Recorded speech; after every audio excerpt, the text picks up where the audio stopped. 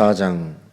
내가 또 말하노니 유업을 이을 자가 모든 것의 주인이나 어렸을 동안에는 종과 다름이 없어서 그 아버지가 정한 때까지 후견인과 청지기 아래에 있나니, 이와 같이 우리도 어렸을 때에 이 세상의 초등학문 아래에 있어서 종노릇 하였더니, 때가 참에 하나님이 그 아들을 보내사 여자에게서 나게 하시고 율법 아래에서 나게 하신 것은 율법 아래에 있는 자들을 속량하시고 우리로 아들의 명분을 얻게 하려 하심이라.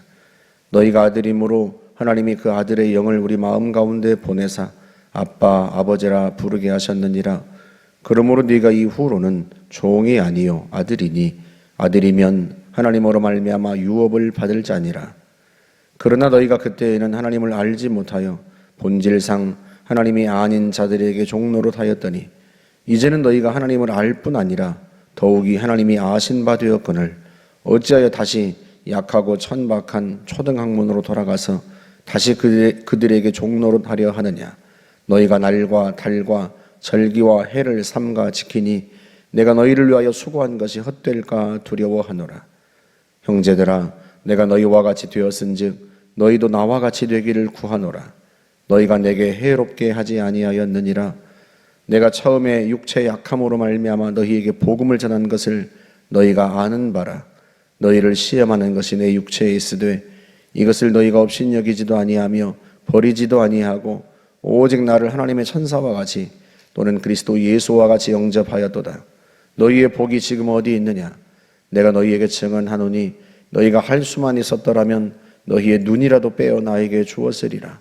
그런즉 내가 너희에게 참된 말을 함으로 원수가 되었느냐?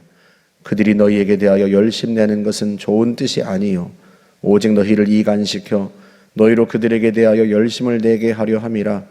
좋은 일에 대하여 열심으로 사모함을 받음은 내가 너희를 대하였을 때뿐 아니라 언제든지 좋으니라. 나의 자녀들아, 너희 속에 그리스도의 형상을 이루기까지 다시 너희를 위하여 해산하는 수고를 하노니, 내가 이제라도 너희와 함께 있어 내 언성을 높이려 함은 너희에 대하여 의혹이 있음이라. 내게 말하라. 율법 아래 있고자 하는 자들아, 율법을 듣지 못하였느냐? 기록된 바 아브라함에게 두 아들이 있으니 하나는 여종에게서 하나는 자유 있는 여자에게서 났다 하였으며, 여종에게서는 육체를 따라 났고 자유 있는 여자에게서는 약속으로 말미암았느니라. 이것은 비유니 이 여자들은 두 언약이라. 하나는 신의 산으로부터 종을 낳은 자니 곧 하갈이라. 이 하갈은 아라비아에 있는 신의 산으로서 지금 있는 예루살렘과 같은 곳이니 그가 그 자녀들과 더불어 종노릇하고, 오직 위에 있는 예루살렘은 자유자니 곧 우리의 어머니라. 기록된 바 잉태하지 못한 자여 즐거워하라. 산고를 모르는 자여 소리질러 외치라. 이는 홀로 사는 자의 자녀가 남편 있는 자의 자녀보다 많음이라 하였으니, 형제들아, 너희는 이삭과 같이 약속의 자녀라. 그러나 그때 육체를 따라 난 자가 성령을 따라 난 자를 박해한 것 같이 이제도 그러하도다. 그러나 성경이 무엇을 말하느냐? 여종과 그 아들을 내쫓으라. 여종의 아들이 자유 있는 여자의 아들과 더불어 유업을 얻지 못하리라 하였느니라. 그런즉 형제들아, 우리는 여종의 자녀가 아니요 자유 있는 여자의 자녀니라. 아멘. 바울은 3장에서 말했던 그 초등교사 아래에 있는 아들에 대한 이야기를 이어서 합니다. 아들이 어렸을 때는 아버지가 후견인과 청지기, 그러니까 종 아래에 둔다. 우리도 그렇다. 그러나 때가 되면 아들의 신분을 얻고 상속자의 신분을 얻으면 후견인과 청지기 아래에서 벗어난다. 진정한 아들이 되면 그때는 후견인과 청지기 아래에 있지 않다. 너희가 이제 그리스도로 말미암아 진정한 아들이 되었고 상속자가 되었다. 그러니 너희는 이제는 율법 아래에 있을 필요가 없다. 이제 그 얘기를 합니다. 그래서 4장 6절에서 보면 너희가 아들이므로 하나님이 그 아들의 영을 우리 마음 가운데 보내사 아빠 아버지라 부르게 하셨느니라. 우리가 진정한 아들, 하나님의 상속자가, 하나님 나라의 상속자가 된 거예요. 그러므로 네가 이후로는 종이 아니라 아들이니, 아들이면 하나님으로 말미암아 유업을 받을 자니라. 하나님의 나라를 상속받을 상속자가 되었다. 더 이상 너희가 종 아래, 청지기 아래에 있는 자가 아니라 이제 진정한 아들, 상속자가 되었다. 그래서 하나님을 아빠, 아버지라 부르지 않느냐, 그 얘기예요. 그런데 왜 아들인데 다시 종이 되려고 하느냐, 왜 다시 율법을 섬기려고 하느냐 하고 질책을 하는 거죠. 그러면서 구체적인 예를 듭니다. 10절에서 너희가 날과 달과 절기와 해를 삼가 지키니 내가 너희를 위하여 수고한 것이 헛될까 두려워하노라. 이들이요, 할례도 받고 율법도 지켜야 그래야 구원이 충분해지지, 예수 믿는 것만으로는 구원받을 수 없다 이렇게 말하는 사람들에게 미혹되어서요, 율법을 지키기 시작한 거예요. 이들이 지키려는 날, 달, 절기, 해, 이건 구약 율법에 기록된 율법 조항들입니다. 안식일, 월삭, 유월절, 초막절, 안식년, 이런 것들이란 말이죠. 이방인들은 이런 걸 한 번도 지켜본 적이 없어요. 율법을 받은 적이 없으니까. 그런데 이들이 유대인들에게 또는 유대계 그리스도인들에게 미혹되어서 율법을 지키려고 한단 말이죠. 다시 율법 아래에 들어가려고 하고 있는 거예요. 그걸 보고 너희를 위해서 내가 수고한 게 다 헛될까 두려워한다. 복음을 전하고 예수를 믿어서 구원받은 하나님의 자녀가 되게 했는데, 자녀가 되었는데 다시 율법으로 돌아가서 종노릇 하려 하니 이게 지금 될성 싶으냐 하는 거예요. 이게 율법 조항들인데 나중에 히브리서는 더 구체적으로 이야기합니다. 히브리서 자체가 이제 예수를 믿다가 지금 갈라디아 교회들은 이방인 교회들이잖아요. 근데 히브리서는 유대인들에게 전하는 메시지인데요. 유대인이었다가 유대인인데 예수를 믿은 사람들. 그 사람들이 다시 유대교로 돌아가려 하는 사람들이 있었어요. 박해가 힘들고 또 유대인들이 자꾸 율법을 지켜야 한다고 말을 하고 하니까 그래야 되는 건가 하고 다시 유대교로 돌아가려는 사람들에게 왜 유대교로 다시 돌아가려느냐 하고 그걸 구체적으로 왜 그리스도께서 오셨는지, 그리스도께서 오신 이후로 율법이 왜 더 이상 효력이 없는지 그걸 자세하게 설명한 책이 이제 히브리서예요. 이방인 그리스도인들에게 율법의 무용론을 이야기한 게 갈라디아서라면 유대인들에게 더 이상 율법이 필요 없고 그리스도께서 율법을 완성하셨다, 그걸 피력한 게 히브리서입니다. 대상만 달라요. 내용은 히브리서는 훨씬 더 구체적으로 이야기를 하는 거죠. 율법은 그리스도가 오시기까지만 유효해요. 우리가 어제 3장 19절에서 보았습니다만, 그러면 율법은 무엇이냐? 범법함으로 더하여진 것이라. 천사들을 통하여 한 중보자의 손으로 베푸신 것인데, 누가? 약속의 자손이 오시기까지 있을 것이라. 약속의 자손, 그게 누구예요? 그리스도.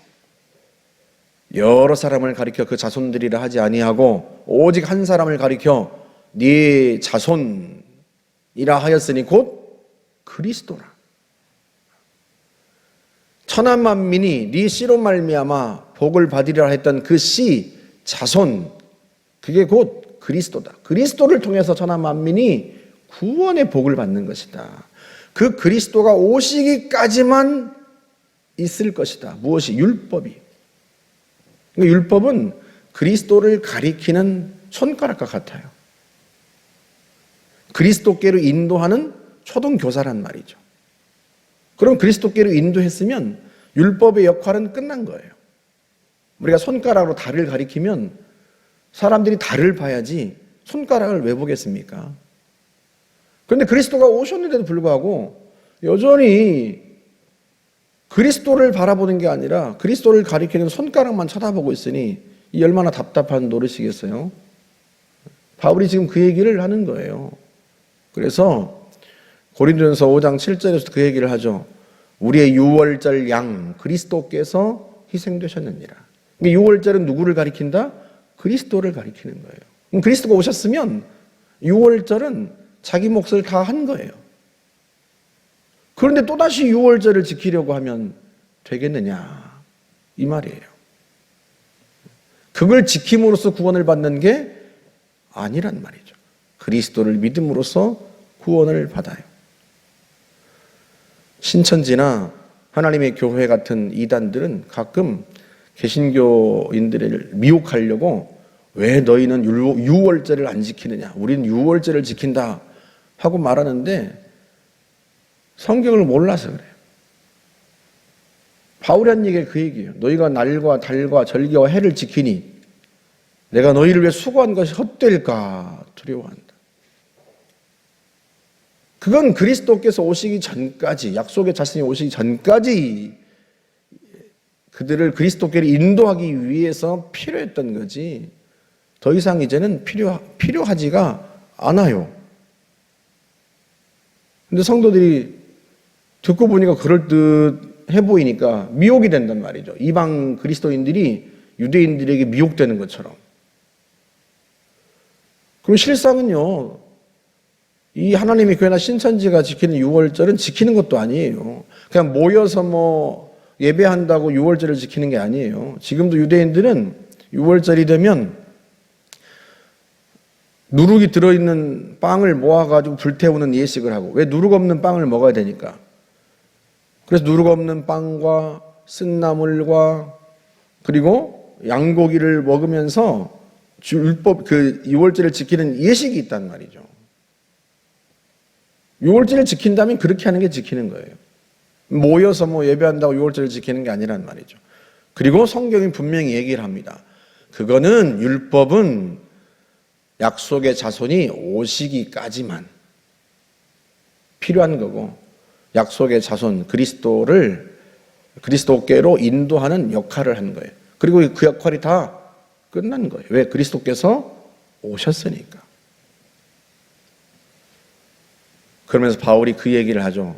내가 너희 안에 그리스도의 형상을 이루기까지 다시 해산하는 수고를 하려 한다. 그런 이야기를 바울이 합니다.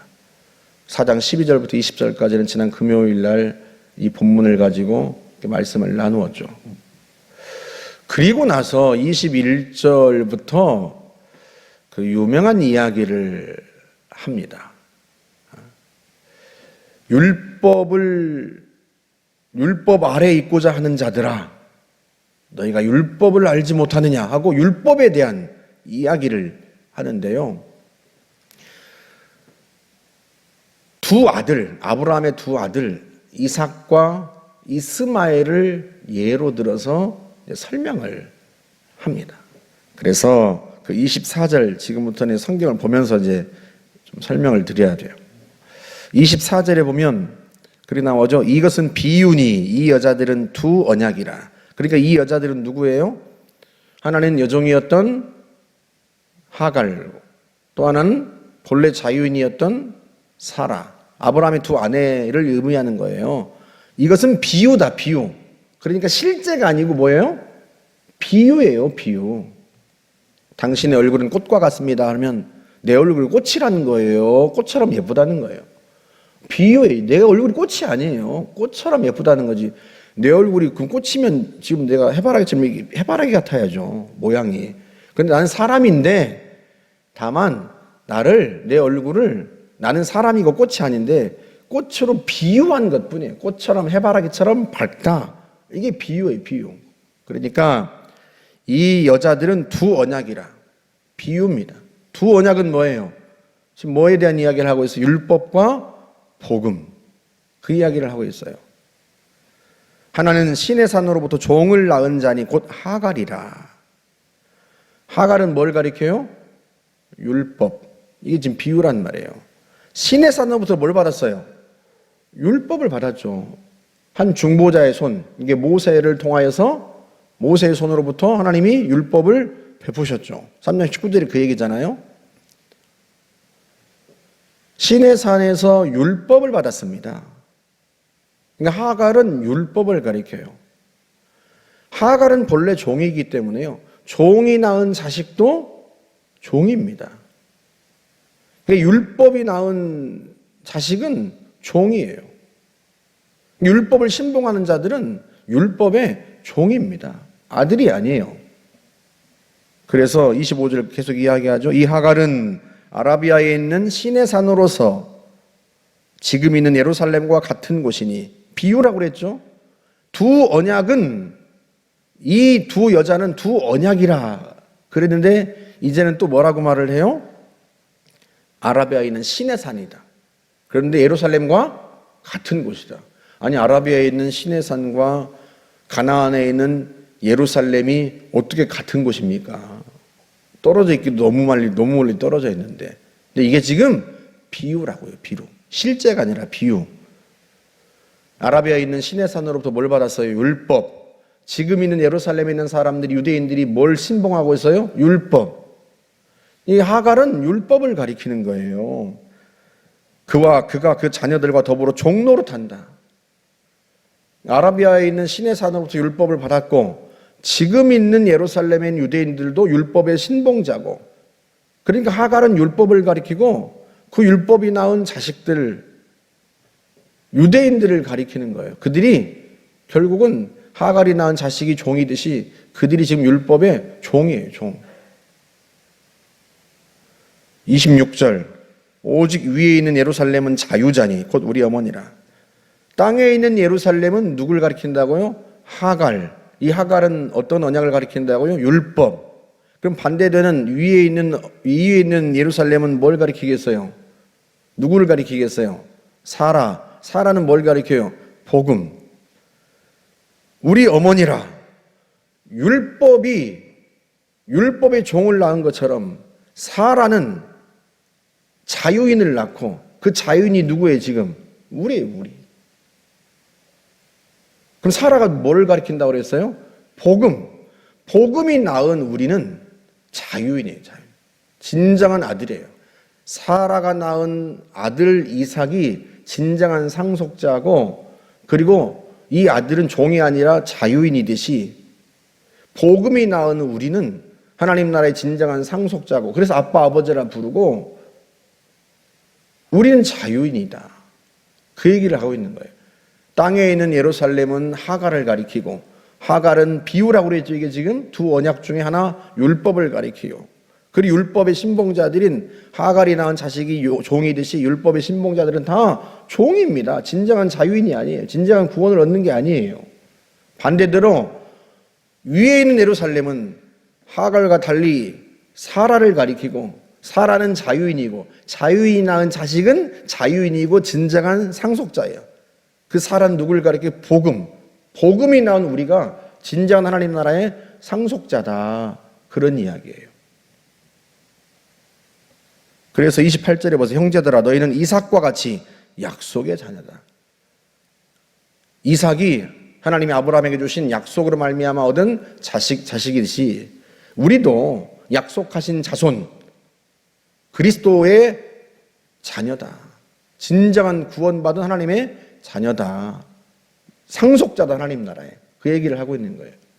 그런데 이 하나님의 교회 이단이 이 구절, 우리 어머니라 하는 이 하나의 이 단어를 가지고 성경 전체 속에 어머니란 단어가 여기 나오는 거예요. 이걸 가지고 하나님은 어머니다. 하나님은 어머니라고 설명을 해요. 이게 성경을 제대로 조금만 읽어보면 이거 우리 어머니라고 말하는 게 비유라고 그랬죠. 이게 실제가 아니라 비유예요. 사라를 가리키는 것이고, 사라가 자유인 아들, 사라가 자유인이기 때문에 낳은 자식도 자유인이고, 그 아들 이삭이 곧 우리와 같은 자유인이, 우리가 그 이삭이 우리를 가리키는 것인데, 이 어머니를 하나님이라고 생각하면 되겠습니까? 지금 하갈과 사라를 비유하고 있고 위에 있는 예루살렘과 땅에 있는 예루살렘을 빗대면서 복음과 율법을 설명하고 있는데 이 우리 어머니는요 복음을 가리키는 거예요. 사라를 가리키고 사라는 비유라고 그랬죠. 두 언약 중에 하나인 복음을 가리킨단 말이에요. 그래서 우리가 이삭과 같이 약속의 자녀다. 그리스도로 말미암은 약속하신 자손, 그리스도로 말미암아 하나님의 자녀가 되었단 말이에요. 그런데 예전에 그 아브라함 때 종의 자식이 자유 있는 자의 자식을 박해한 것처럼 이스마엘이 이삭이 어릴 때 놀렸단 말이죠. 이삭을. 그러니까 결국은 그 이스마엘과 하갈을 쫓아냅니다. 그런 것처럼 오늘날도 종의 자식들이 율법을 신봉하는 유대인들이 누구를? 약속의 자녀인 그리스도인들을 박해하고 핍박한단 말이죠. 그러나 분명한 것은 30절 그 얘기하는 거예요. 그러나 성경이 무엇을 말하느냐? 여종과 그 아들을 내쫓으라. 여종의 아들이 자유 있는 여자의 아들과 더불어 유업을 얻지 못하리라. 율법을 섬김으로써는요 유업을 얻지 못해요. 하나님 나라를 상속받지 못한단 말이에요. 그래서 31절 그런즉 형제들아 우리는 여종의 자녀가 아니요 자유 있는 여자의 자녀니라. 여종 하갈의 자녀가 아니고 율법의 자녀가 아니고 누구? 자유 있는 여자, 우리 어머니라고 말한 사라의 자녀이고 약속의 자녀이고 복음이 낳은 사람들이다. 우리가 상속자다. 하나님 나라의 진정한. 그러니까 이단들이 얼마나 허술한지 몰라요. 근데 그걸 성경을 제대로 읽어보지 않으니까 성도들이 안타깝게도 거기에 또 속아 넘어가요. 여러분 신천지는 이사야서 34장에 나오는 두 짝에 대한 이야기를 합니다. 그래서 구약과 신약이 짝이 있다. 그걸로 또 그게 기본이 되어서 그걸로 성도들을 미혹해요. 구약의 말씀과 신약의 말씀을 짝지어가지고 짝짓다 보면 이상한 대로 간단 말이죠. 근데 거기에 나온 짝도 구약과 신약을 가리키는 게 아니에요. 읽어보면 조금만 자세하게 읽어보면 이게 그런 뜻이 아닌데 하고 알 수 있는데 성도들이 너무 성경을 잘 안 읽고 자세하게 읽지 않으니까 자세하게 읽어보지도 않고 거기에 미혹돼요. 지금 율법과 복음 이야기를 하고 있는 거예요. 율법은 약속의 자손인 그리스도께서 오시기 전까지만 유효해요. 그리스도께로 인도하는 초등교사일 뿐입니다. 그리스도가 오신 이후로는요, 그리스도를 통하여서 우리가 구원을 받고 그리스도를 통하여서 하나님의 자녀가 되고 상속자가 된 것입니다. 더 이상 율법 아래에 있을 이유가 없는 거죠. 그것이 우리를 구원하는 게 결코 아니다. 그래서요, 오늘날도 우리가 그리스도를 믿음으로써 하나님의 자녀가 된 거예요. 우리의 어떤 행위나 무엇을 지킴으로써 우리가 하나님의 자녀가 된 게 아닙니다. 여러분이 성령을 받았던 것을 기억해 보세요. 바울의 표현에 의하면 우리가 무슨 선한 행위를 하거나 무엇을 지키고 어떤 절기를 지켰을 때 성령을 받았던 것인가? 그런 적 없어요. 우리는 이방인으로서 율법을 알지도 못했고 율법을 지킨 적이 없어요. 다만 복음을 듣고 우리가 성령을 받고 하나님의 자녀가 되었단 말이죠. 그래서요, 복음은 명확합니다. 그리스도를 믿음으로써 얻는 하나님의 은혜로 주신 선물이에요. 우리의 행위로서 하는 것이 아니기 때문에 우리가 자랑할 게 없고 자랑한다면 그리스도를 자랑하는 거죠. 저와 여러분들이 이 복음 위에 굳건하게 서 있기를 주의 이름으로 축복합니다. 함께 기도하겠습니다. 좋으신 하나님 감사합니다. 그리스도께서 우리 가운데 오시어서 우리를 자녀 삼으시고 은혜로 구원하여 상속자 삼아 주시니 참으로 감사합니다. 우리의 행위로부터 온 것이 아니요 오직 하나님의 은혜로 된 것이니 평생에 우리가 그리스도를 자랑하며 그리스도를 섬김으로 하나님의 자녀다운 자녀로 살도록 인도하여 주옵소서. 예수님의 이름으로 기도하옵나이다. 아멘.